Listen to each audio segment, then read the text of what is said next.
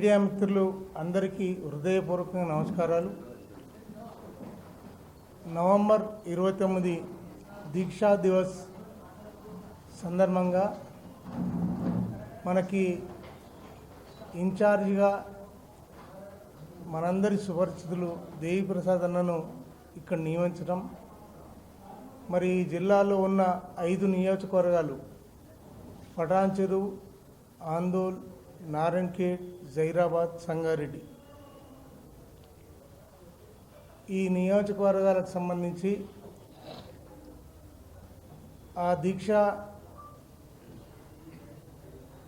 TRS జిల్లా party office కందిలో జరుపుకోవాలని చెప్పి పార్టీ ఆదేశించడం జరిగింది. మనందరికీ తెలుసు, తెలంగాణ రావటానికి సంబంధించి కేసీఆర్ గారు సాహసోపేతమైన నిర్ణయం తీసుకొని తెలంగాణ వచ్చుడో కేసీఆర్ చచ్చుడో అని చెప్పి సావు నోట్లో తలకాయ పెట్టి చివరి ప్రాణాలు సైతం లెక్క చేయకుండా తెలంగాణ సాధించినటువంటి మహనీయుడు. మరి ఈ విషయాలన్నీ రాబోయే తరాలకు సంబంధించి చాలామందికి తెలియదు. మరి ఉద్యమ సమయంలో చిన్నపిల్లలు ఎవరైతే ఉన్నారో ఈ తెలంగాణ ఏ రకంగా వచ్చింది ఉమ్మడి రాష్ట్రం నుంచి అని చెప్పి మరి ఈ కార్యక్రమంలో అందరూ వక్తలు పూర్తిగా వివరించి చెప్పుకోవాలి.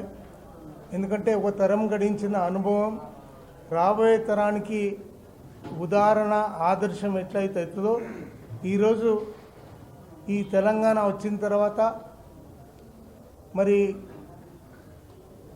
2 పర్యాయాలు టిఆర్ఎస్ పార్టీ అధికారం నుండి తెలంగాణ గౌరవాన్ని, ఖ్యాతిని ప్రపంచ దేశాలకి చాటి చెప్పినటువంటి ఘనత కేసీఆర్ గారిది. మరి ఈరోజు కాంగ్రెస్ పాలన వచ్చింది. ఈ కాంగ్రెస్ పాలనలో ప్రజలు కానీ ఈ రాష్ట్రం మళ్ళా అధోగతి పాలయ్యే ప్రమాదంలో ఉంది. మరి అవన్నీ కూడా విరమర్చి అందరూ